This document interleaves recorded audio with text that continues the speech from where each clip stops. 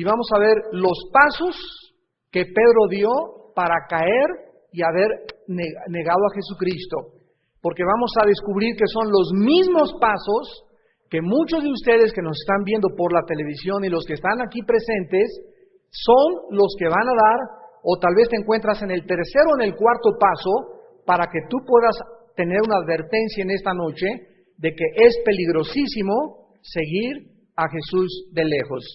En Marcos capítulo 14, 27 al 29, entonces Jesús les dijo: todos os escandalizaréis de mí esta noche, porque escrito está: heriré al pastor y las ovejas serán dispersadas. Pero después que haya resucitado, iré delante de vosotros a Galilea.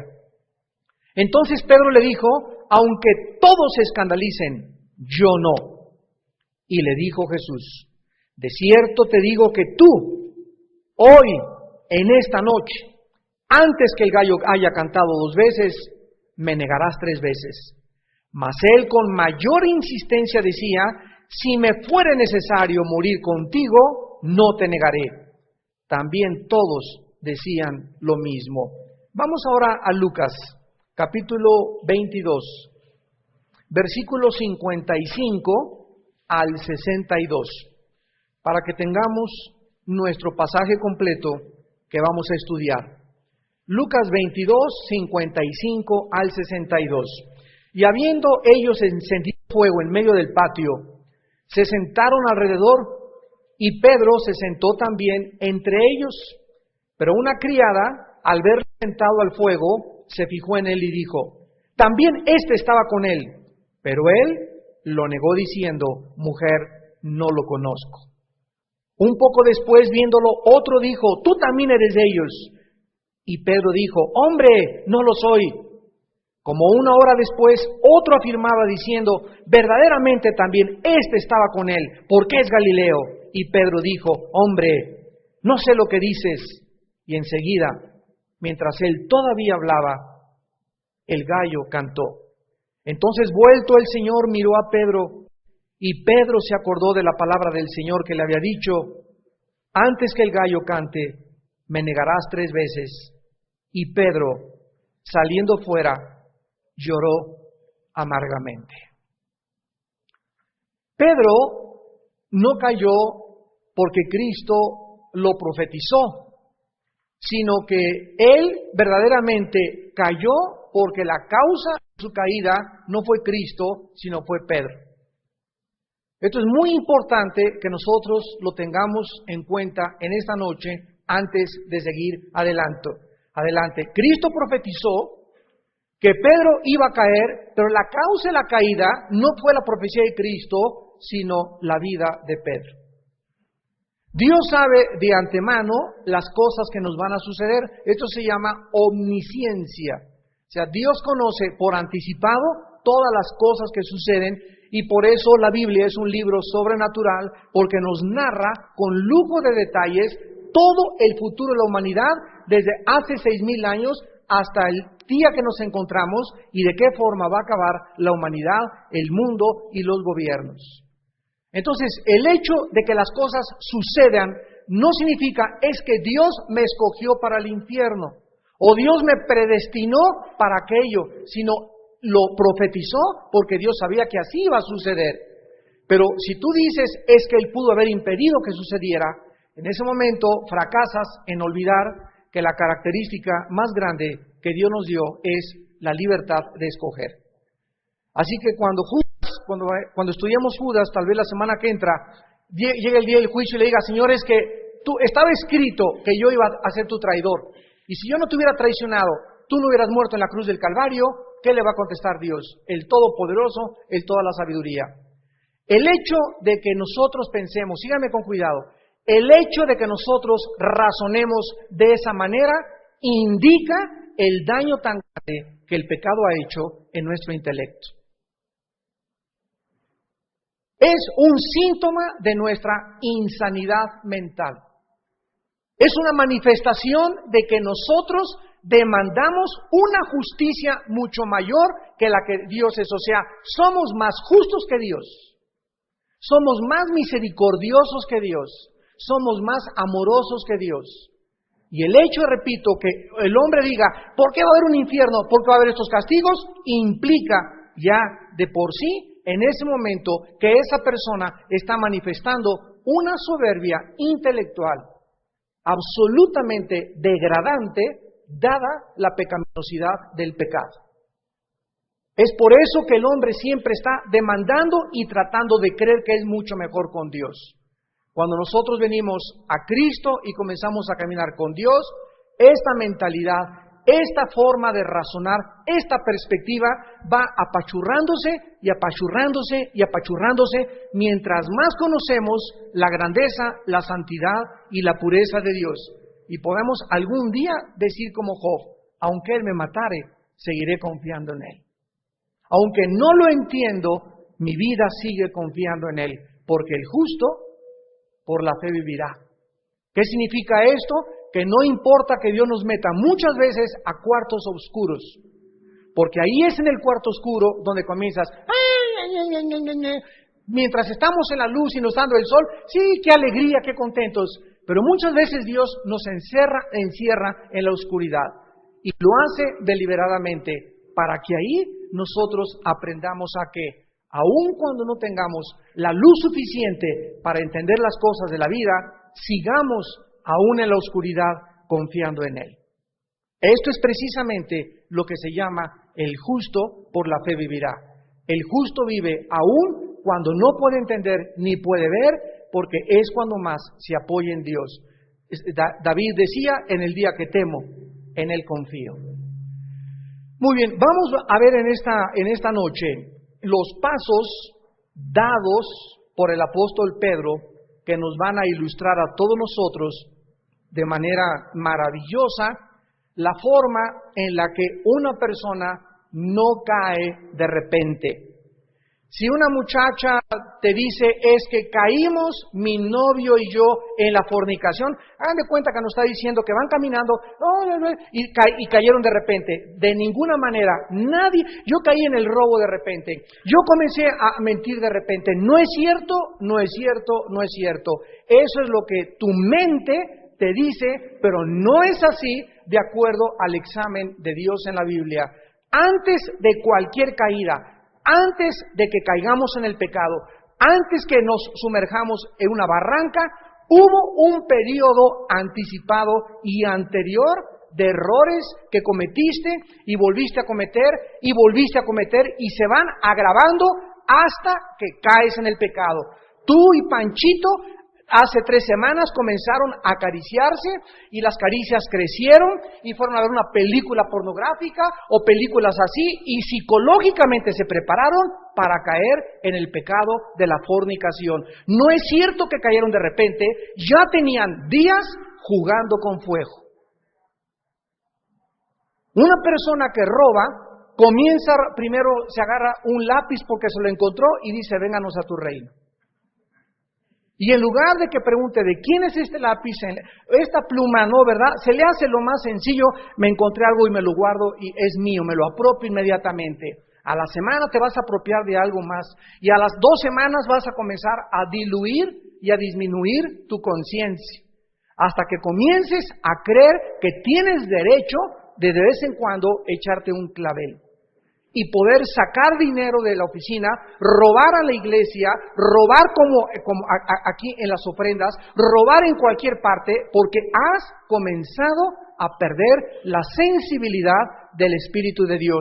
Y quiero decirte que si tú no despiertas en esta noche ante la realidad y ante la conciencia de que el pecado endurece la conciencia, puedes llegar a cauterizarte a tal grado que comienzas a pecar de una forma tan cínica porque tu corazón está totalmente endurecido. Y ahí es en ese momento cuando ya no queda nada más que el juicio de Dios. El primer paso de Pedro en su caída lo encontramos en Marcos 14, 29.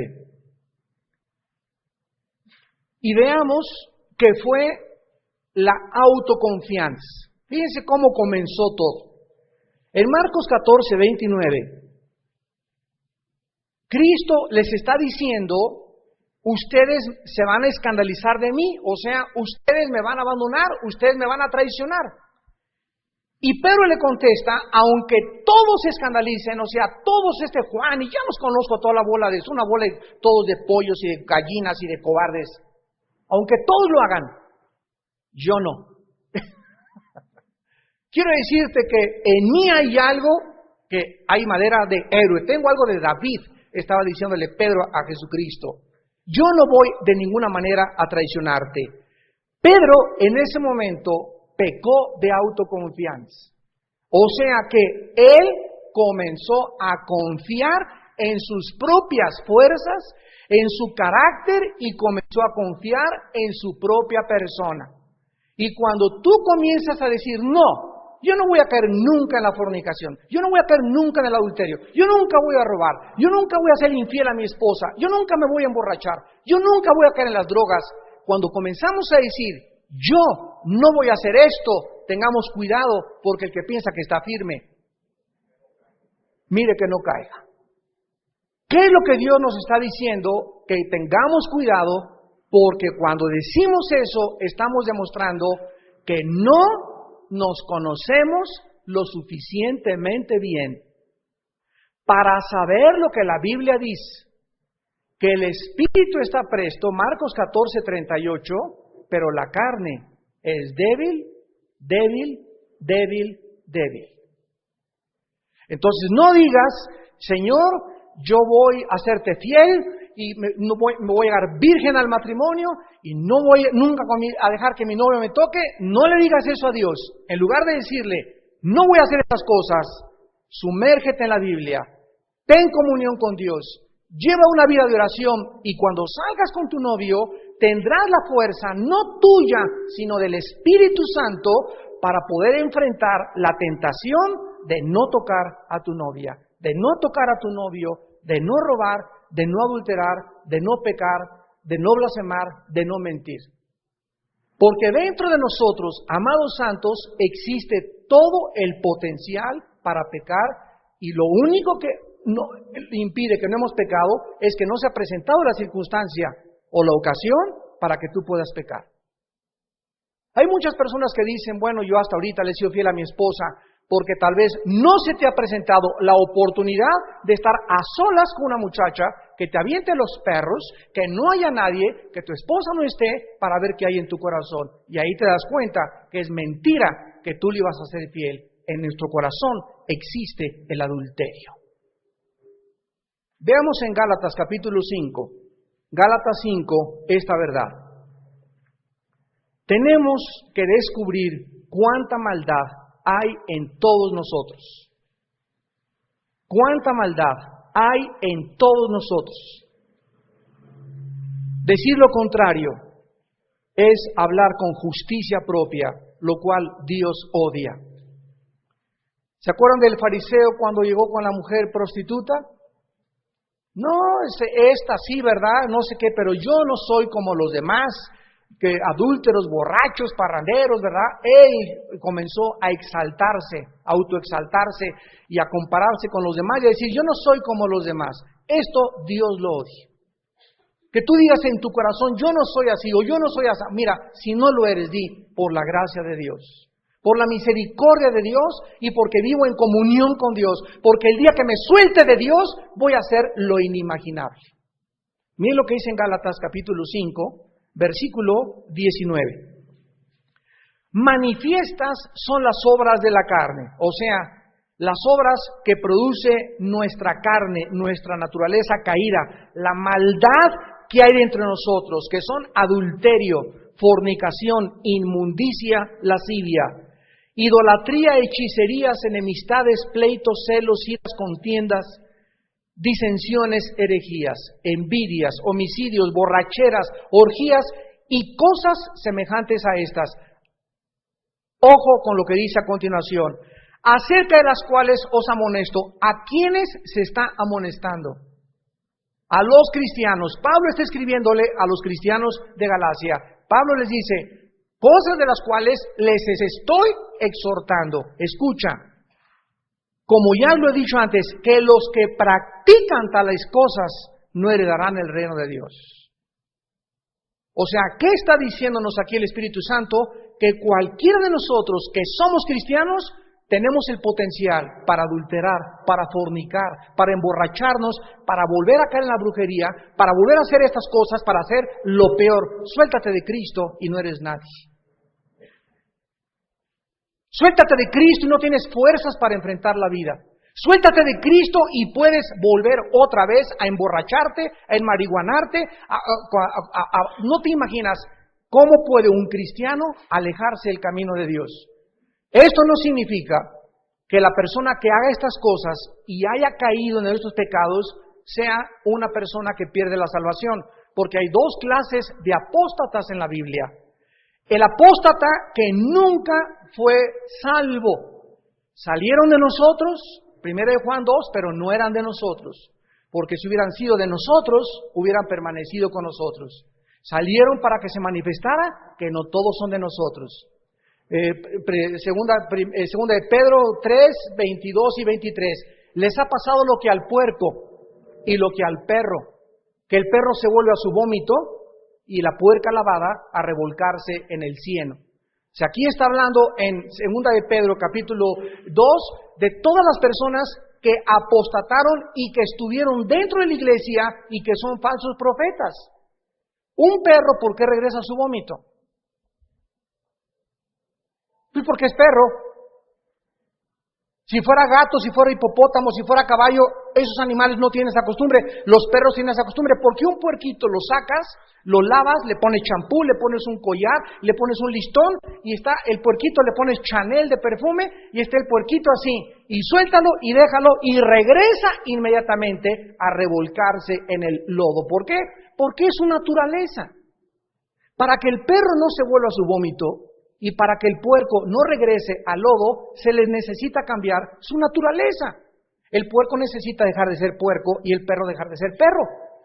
Dice la Biblia en Jeremías, ustedes, acostumbrados a pecar, ¿crees que puede el tigre cambiar sus manchas o cambiar sus pintas? Así ustedes no pueden dejar de hacer lo malo si yo no intervengo en sus vidas y cambio tu naturaleza. Entonces, hay apóstatas que llegan a la iglesia y profesan ser cristianos y se alejan y caen en los peores pecados y nunca regresan porque no eran salvos, porque a los que ama Dios, Hebreos 12, disciplina y azota al que recibe por hijo. Y hay cristianos que son salvos y que caen en el pecado y ya se emborrachó el hermano y ya se fue por acá y ya se fue por allá, pero si son, Dios los trae, mira, de la oreja. Pero se los surte y sabroso. Pero si tú ves que ese hermano ya tiene 2 o 3 años y sigue en el pecado y profesó en algún tiempo pertenecer a una iglesia o ser soldado de Cristo, significa que jamás tuvo la salvación. Y un ejemplo de esto es Judas. Judas nunca tuvo la salvación. De eso vamos a hablar cuando hablemos de él. Entonces, Pedro, cuando le dijo a Cristo, aunque todos lo hagan, yo no lo hago, estaba manifestando autoconfianza. No confíes en tu carne, porque la carne es traicionera. Miren ustedes en Filipenses capítulo 3, de ahí de Gálatas, denle vuelta, sigue Efesios, y después Filipenses, para que no se vayan a Génesis. Filipenses 3, versículo 3 y versículo 4. Y dice el apóstol Pablo, porque nosotros somos la circuncisión, los que en espíritu y servimos a Dios y nos gloriamos en Cristo Jesús, no teniendo confianza en la carne. Si tú eres de Cristo Jesús, nunca te levantes y creas que ya la hiciste. Nunca te levantes y creas que como anoche hablaste en lenguas, anoche se te apareció el arcángel Gabriel, Juan Diego también te jaló los pies en la noche, etcétera, etcétera. No importa la experiencia mística, espiritual que hayas tenido ayer o la que tengas ahora, mañana amanecemos descargados. Diario tenemos que venir y sacar la fuerza de la palabra, de nuestra comunión con Dios, porque podemos involucrarnos en la obra de Dios sin conocer y sin tener una relación con Él diaria. Y ahí es cuando comienzas a confiar en tu carne. Ya tiene el hermano 4 días que no lee la Biblia, 3 días que no ora, y cree que lo puede hacer de vez en cuando. Y te vas a dar cuenta que cuando las tentaciones vengan, no tendrás la fuerza para enfrentarlas, como Pedro no tuvo la fuerza para haber dicho, no, yo sí lo conozco y yo soy de él. Y dijo, no, yo ni lo conozco. En su casa lo conocen. Cuando la noche anterior dijo, aunque todos se escandalicen, y vamos a ver más adelante, que llegó al grado de decir, aunque se escandalicen, yo iré a la muerte contigo. No se conocía realmente como debemos de conocernos. En segundo lugar, el segundo paso en Marcos 14, 30 al 31, lo vemos cuando Pedro le dice a Jesús, versículo 31 principalmente, Cristo le dice, mira, antes de que cante el gallo 2 veces, me vas a negar 3 veces, Pedro. Y dice Marcos 14, 31, mas él, fíjense ustedes,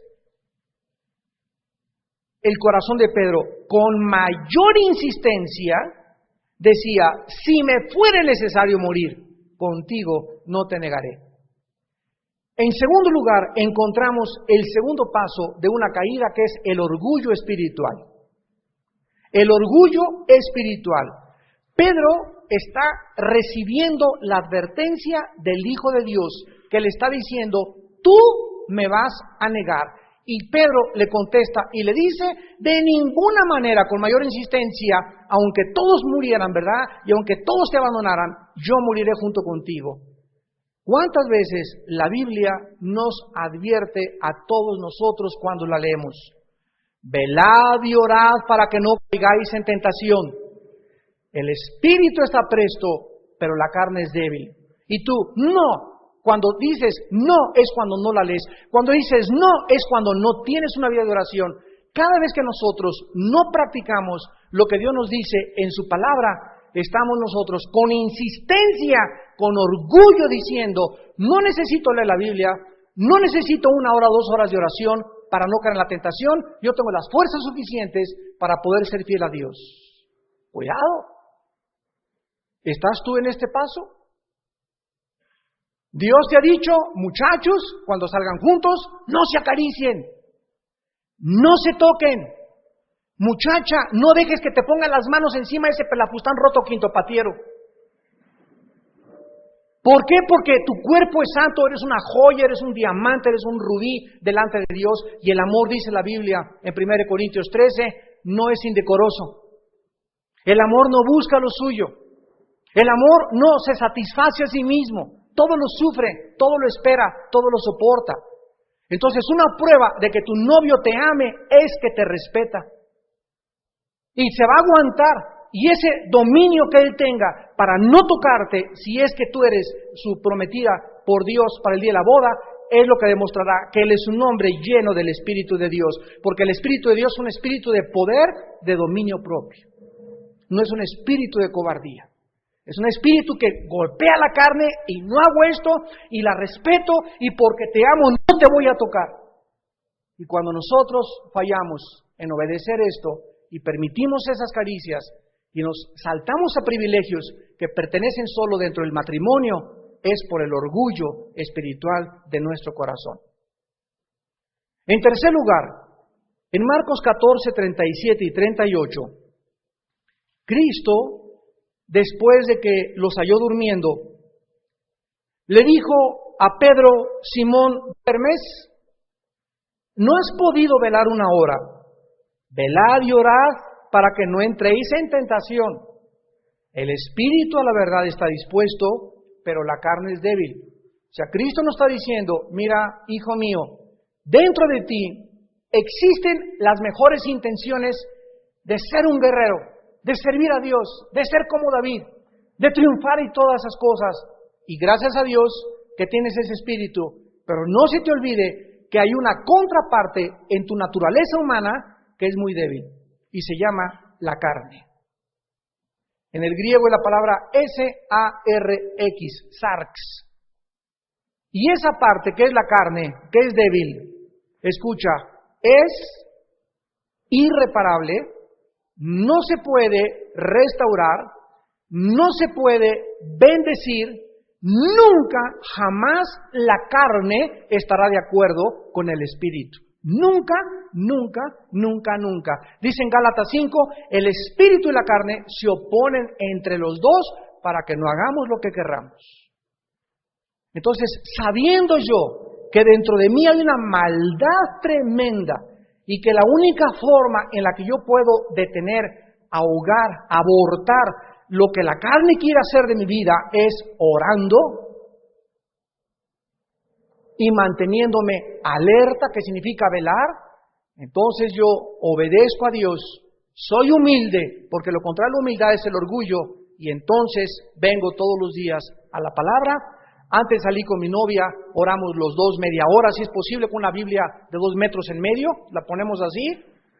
Antes de ir a mi oficina y lidiar con mis empleados, paso tiempo en oración con Dios. Antes de hacer un negocio, paso tiempo en oración con Dios. Mi matrimonio es un matrimonio de oración, matrimonio que ora junto, permanece junto, y es la oración y nada más que la oración lo que nos dará el poder de soportar las tentaciones. En tercer lugar, vemos nosotros que no solamente Pedro fracasó porque descuidó su vida de oración, sino que también Pedro actuó sin pensar. Esto se llama impulsivamente. Marcos 14, 47. Pero uno de los que estaban allí, sacando la espada, o sea, este es Pedro, hirió al siervo del sumo sacerdote, cortándole la oreja. Cuando Pedro actuó y se aventó a sacar la espada, en ese momento, ¿qué podríamos creer todos? Qué valiente, ¿no? Imagínense nada más sacar la espada y aventarse contra el siervo, el sumo sacerdote, y gracias a Dios que por su mala puntería, porque se fue a partirlo como calabaza en dos. Pero con tan mala puntería que solamente le alcanzó a cortar la oreja. Si le ha partido la cabeza como calabaza en dos con la espada, ahí mismo se arma el San Quintín.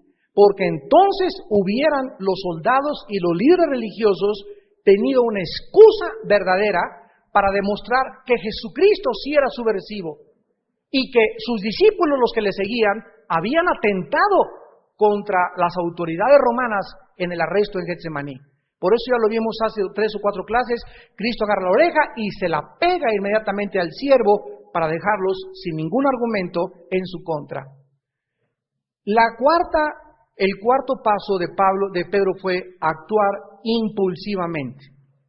Nosotros vemos que jamás debemos de tomar decisiones enojados. Ya nunca me vuelves a ver. Cálmate, Juan Camaney. Antes de que tú digas, ya nunca me vuelves a ver, o ya quiero hacer estas cosas, o voy a tomar esta decisión, vete y salte de tu casa y dale 5 vueltas corriendo a la manzana.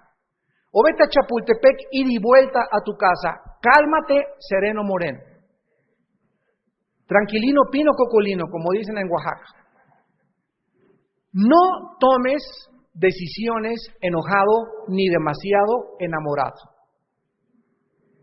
Escúchame, tanto el amor como el odio ciegan totalmente el entendimiento.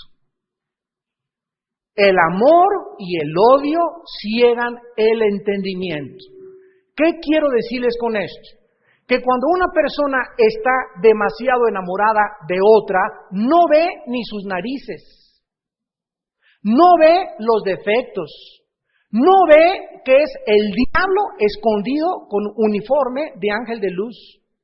No ve en ella a nadie más que a la Cenicienta, a la princesa Barbie y a su Barbie.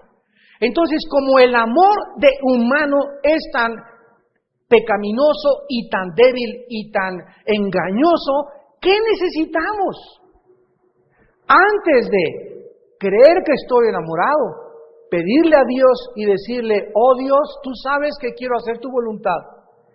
Y si esta muchacha, y si este muchacho no es para mí, llévatelo, quítamelo, que descubra que se vaya con otro, por favor, Señor, pero no me dejes casarme con esta persona, aunque la ame con cuernos de toro.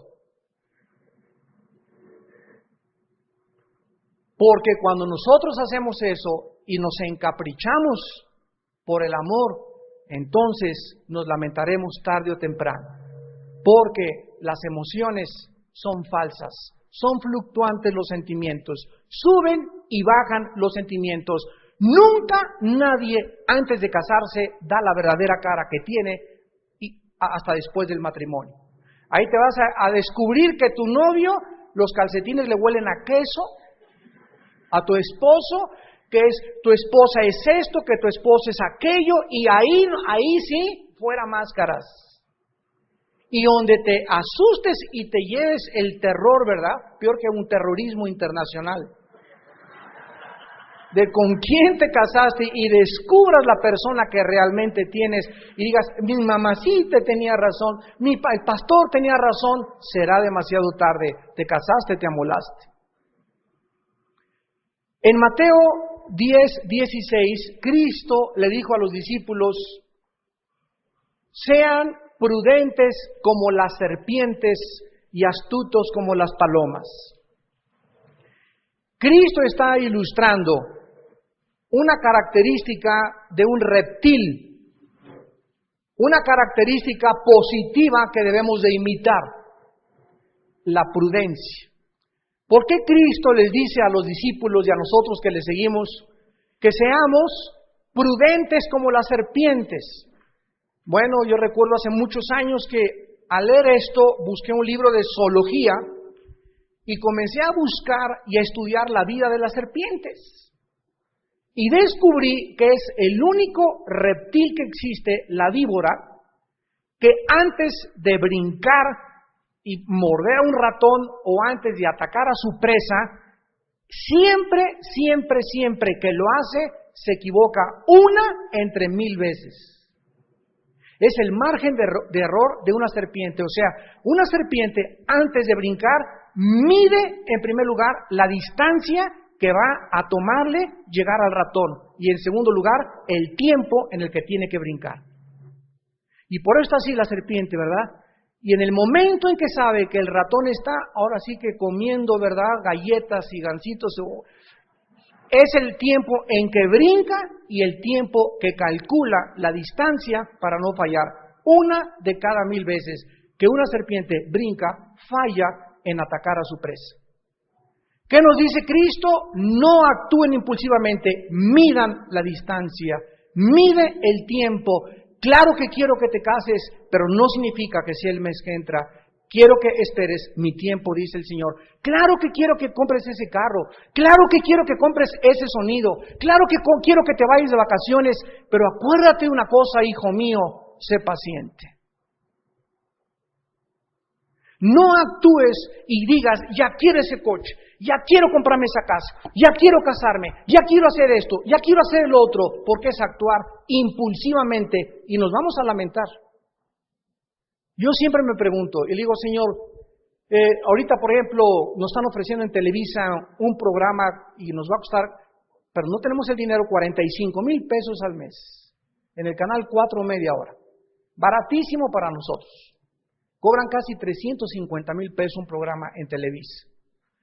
Y yo le digo a Dios, Padre Santo, ¿qué no quieres que salgamos en la televisión y que tu evangelio salga, etcétera, etcétera? Y me dice, claro, hijo mío. Y cada vez viene a mi mente la vida de Jesús. Durante 30 años Jesucristo, 30 años, no predicó una palabra, no sacó un demonio, no sanó a ningún enfermo. Imagínate a Cristo a los 20 años. Señor, ¿qué no me mandaste a salvar el mundo? Sí, hijo, pero todavía no. A los 23, Señor, está endemoniado, déjalo, no le saques ningún demonio, pero yo tengo el poder, que no lo toques. Hasta que llegó a los 30 años, hasta que se cumplió el tiempo de arriba, sus pensamientos no son otros pensamientos, es cuando le dijo, hijo, ve al Jordán, y en ese momento inicia tu ministerio, y yo lo certificaré y lo confirmaré, los cielos se van a abrir, y mi voz se oirá, tú eres mi hijo, bien amado, en quien tengo mi complacencia, a él escúchenlo. Hasta que no veas que el cielo se abre, no actúes. No tomes decisiones precipitadas en tu vida, porque te vas a embargar, te vas a endrogar, te vas a endeudar. Vas a cometer problemas que después vas a lamentar y que te van a costar lágrimas y sufrimiento, y no le eches después la culpa a Dios. Actuar impulsivamente es pecaminoso delante de Dios. Ahora, rápidamente, ¿qué fue lo que guió a Pedro? Sacar la espada y actuar de esa manera. Esto nos lleva al quinto paso, que es la cobardía. ¡Qué increíble! La cobardía fue el quinto paso de la caída de Pedro. Si nosotros creemos que fue valentía el que Pedro haya sacado la espada y se haya aventado contra este siervo del sacerdote para cortarle la oreja, es lo contrario, fue el peor acto de cobardía. A ver, explíqueme, me preguntarás. Pedro anteriormente vio a Jesús cómo detuvo en la barca en el mar de Galilea los vientos y detuvo el mar. Pedro vio que Cristo le dijo a Lázaro, párate, y salió de la tumba. Y Pedro, cuando llegaron los soldados romanos a buscar a Jesús a Getsemaní, Jesús se volteó y les dijo, ¿a quién buscáis? Yo soy. Y cuando dijo, yo soy, que es el nombre de Jehová, Yahweh en el hebreo, en el Antiguo Testamento, todos los soldados se cayeron hacia atrás. Y cuando Pedro vio esto, dijo, no hombre, con este gallito aquí enfrente de mí, ¿verdad? Éntrenle. Pero cuando se da cuenta que Jesucristo en Getsemaní no les dice, saquen la espada y pone las manos y dice yo soy, y como una oveja se entrega enfrente de sus trasquiladores y de sus verdugos sin defenderse, en ese momento Pedro se confundió tanto que dijo, pero ¿qué pasó? ¿No eras el Mesías? ¿Qué con tu voz no podemos conquistar esto? Él no entendía todavía el plan perfecto de Jesucristo. Y miren, nosotros actuamos de la misma manera. ¿Cuántas personas allá afuera en el periférico, cuando van 3 o 4 en un coche, se bajan y le echan la bronca a una persona sola porque vienen en bolita? ¿Qué macho eres así, verdad? Cuando vienes con tus cuates, ahora sí éntrale, ¿verdad? Porque traes a 3 o 4 que te respaldan y que te apoyan y por eso eres valiente. No es cierto, no somos valientes, somos cobardes. Porque no harías lo mismo si no tuvieras a tus compadres y a tus cuates detrás de ti actuando de esa manera. ¿Cuántos de ustedes por tener dinero y poder y influencia amenazan a su esposa y le dicen, pues te voy a demandar y te voy a quitar todo? ¿Por qué lo haces? ¿Porque eres valiente? Al contrario, por tu propia cobardía haces lo que haces. ¿Y por qué lo haces? Porque crees que tu influencia, tus amistades y tu poder y tu esposa que no tienen nada, puedes tú humillarla psicológicamente y aplastarla y degradarla, demostrando con esta actitud lo cobarde que eres. Y cuando uno es cobarde en la vida, es cuando se encuentra uno en el quinto paso del abandono de Dios. El sexto paso, en Marcos 14:54, el sexto paso, Marcos 14:54, dice la Biblia, y Pedro le siguió de lejos. Hasta dentro del patio del sumo sacerdote, y estaba con los alguaciles calentándose al fuego. Este es uno de los ya últimos pasos de tu próxima caída espiritual o de mi próxima caída espiritual, si mis pasos anteriores los he dado con cobardía y comienzo a seguir a Jesús de lejos.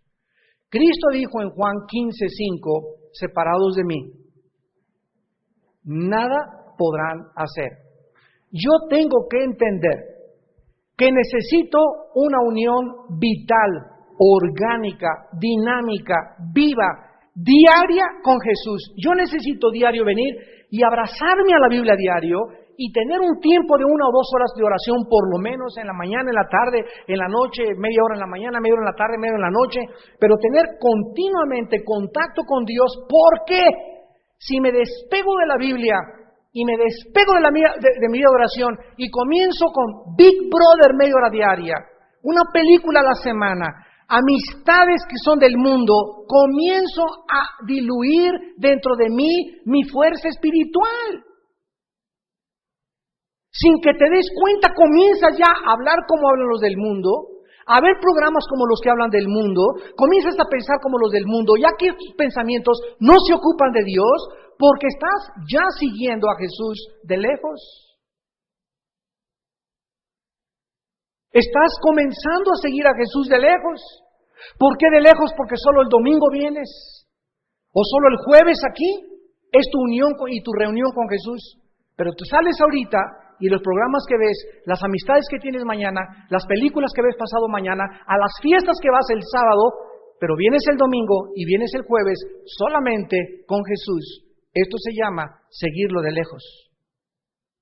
Y esto te va a llevar a tu caída espiritual, tarde o temprano. En penúltimo lugar, encontramos nosotros en Mateo 26, versículo 72, que Pedro, después de seguir a Jesús de lejos, comienza,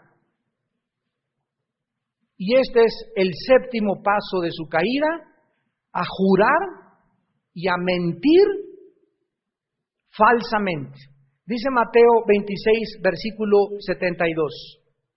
Pero él le negó otra vez con juramento. Aquí ya Pedro no solamente se limita a decir, no lo conozco, sino que se los juro por Diosito Santo. Para que un judío, cuando dice la Biblia que con juramento, la Biblia nos muestra claramente que al hacerlo Pedro estaba jurando en el nombre de Dios, y más tarde otro siervo le ve y le señala también. Ahora, su naturaleza, cuando una persona comienza a seguir a Jesús de lejos, comenzamos sin que nos demos cuenta a mentir más fácilmente a los demás. Ya cuando un cristiano se vuelve mentiroso, es porque ya está a la mitad de su corazón endurecido. Cuando un cristiano le miente a su esposa, cuando una esposa le miente a su esposo, cuando le mientes a tu pastor, cuando le mientes a tu suegra, cuando le mientes a tus hijos, cuando comenzamos a creer que son mentiritas blancas, cuando le comienzas a mentir a tus socios, cuando mientes y sabes que el coche que estás vendiendo tiene un trancazo tremendo y está casi desvielado y le dices, está acabado de restaurar, le dice overhaul al carro. Por quererlo vender, cuando vendes una casa y sabes que la casa tiene cimientos equivocados y que se está hundiendo y la vendes en un precio estratosférico, cuando comenzamos a actuar de esa manera, estamos nosotros fracasando en el segundo mandamiento, porque Cristo lo resumió en dos. Ama a Dios con todo tu corazón y a tu prójimo como a ti mismo. Y mentirle al prójimo es no amarlo. Transar al prójimo es no amarlo. Jurar y decirle al prójimo algo que no es verdad es no amarlo. Y al no amar a mi prójimo, soy un mentiroso si yo digo que amo a Dios. Porque yo no puedo divorciar mi amor vertical con Dios de mi amor horizontal con mi prójimo. El que diga que ama a Dios, ame a su prójimo. Y si a tu prójimo lo transas, y a tu prójimo le pides prestado y no le pagas, y a tu prójimo le buscas lo peor, y dices que eres cristiano y que amas a Dios, ya te encuentras en un nivel muy cerca, pero muy cerca de un juicio muy grande de Dios. Pero vienes a la iglesia y cantas y tienes el pandero y estás en la alabanza. Y dices que das estudios bíblicos, y dices que eres maestro, y dices que quieres ser siervo de Dios, y que quieres ser guerrero de Dios, y sacar a los demonios de los endemoniados. Cuando nosotros recordamos en Efesios 4:25 lo que la Biblia nos dice para exhortarnos, Efesios 4:25, por lo cual, desechando la mentira, hablen verdad cada uno con su prójimo, porque somos miembros los unos de los otros. Y el versículo 29, ninguna palabra corrompida salga de vuestra boca, sino la que sea buena para la necesaria edificación, a fin de dar gracia a los oyentes. Aquí vemos que finalmente en Lucas 22, después de estos pasos, que Pedro dio, donde nos damos cuenta que llegó al grado de abandonar a Jesús y aún negarlo, en Lucas 22, versículo 61, dice la Biblia: entonces vuelto el Señor miró a Pedro. Exactamente después de negarlo la segunda vez, Pedro voltea y se encuentra con la mirada de Jesús. ¿Se imaginan ustedes la convicción que en ese momento el apóstol Pedro tuvo al mirar esos ojos de Jesús? Y Pedro se acordó de la palabra del Señor que le había dicho: antes que el gallo cante, me negarás 3 veces. Escuchen, cuando anteriormente Pedro niega a Jesús, Pedro no tenía conciencia de su pecado, de lo endurecido que comenzó a ponerse en su corazón. Pero cuando él voltea y se enfrenta a los ojos de Jesús, nos damos cuenta que en ese momento Pedro cobra conciencia de lo grave de su pecado. Y esta es la razón por la cual la Biblia nos dice que lloró amargamente. Los ojos de Pedro se encuentran de repente con los ojos de Jesús, y aunque no hubo palabras y no hubo necesidad de una comunicación verbal, la mirada de Jesús lo estaba diciendo todo a Pedro. ¿Qué mirada de tristeza debe haber sido esa del Señor Jesús? ¿Con qué ojos de tristeza lo ha de haber visto Jesús a Pedro? Y seguro que en ese momento trajo al corazón de Pedro una enorme convicción de pecado, una profunda tristeza, pero también pudo ver, escúchame, en los ojos de Jesús una grande compasión. Una grande compasión. Ojos de misericordia, ojos de compasión. Esa mirada de compasión fue posiblemente lo que evitó que Pedro cayera en la total desesperación y se suicidara como lo hizo Judas. Amigo y amiga que me escuchas en esta noche, tal vez tú has pecado contra Dios, tal vez te encuentras en el segundo paso o tal vez ya te encuentras en el penúltimo paso donde tu vida es una mentira. Cuando alguien vive una vida doble y una persona eres en la iglesia, otra persona eres en tu trabajo y otra persona eres en tu casa, la Biblia dice que eres un mentiroso y te encuentras en el último paso de una antesala del juicio de Dios. Y sabes algo, que no importa cuánto te hayas alejado de Dios, en esta noche, ustedes por la televisión también, en esta noche que tú escuchas este mensaje, quiero decirte, si tú volteas a mirar a Dios, Él te va a mirar con ojos no de juicio para castigarte, sino con ojos de tristeza por tu pecado, por mi pecado. Y si tú te arrepientes, la compasión de Dios es más grande y su gracia que nuestros pecados. Dios, dice la Biblia, vuélvate a mí y tendré de ti misericordia y seré amplio en perdonarte. Pero por favor, dice el Señor, vuélvete a mí. Ya no vivas tanto tiempo creyendo que puedes hacerla en la vida sin mí. No quiero que llegues a un pozo de desesperación, dice el Señor, donde no vas a poder encontrar el consuelo de nadie absolutamente y donde puedes llegar a perder familia, esposa, hijos, trabajo, absolutamente todo. No llegues a ese nivel, dice Jesús. Aún hay esperanza en esta noche que has escuchado este mensaje y vuélvete a mí con todas las fuerzas de tu corazón y yo tendré esa compasión y en esta noche puedes dormir recordando esa mirada de compasión de aquel que dijo, vengan a mí, los que están trabajados y cargados, que yo los haré descansar. Oremos. Señor Jesús, la mirada que le diste a Pedro hace 2000 años, creemos que fue como una espada que lo atravesó, pero al mismo tiempo un bálsamo que lo sanaba. Esto trajo a Pedro a una realidad y a la verdad espiritual, donde él se dio cuenta por primera vez qué grave había sido negar a su Señor. El que minutos después colgaría en una cruz entre el cielo y la tierra, a ese hombre que le había dicho a la gente que no lo conocía, Jesús le había mirado con una mirada y con unos ojos donde en su corazón le decía: oraré que tu fe no falte. Días después Jesús resucitó de entre los muertos y se les apareció a sus discípulos en Galilea.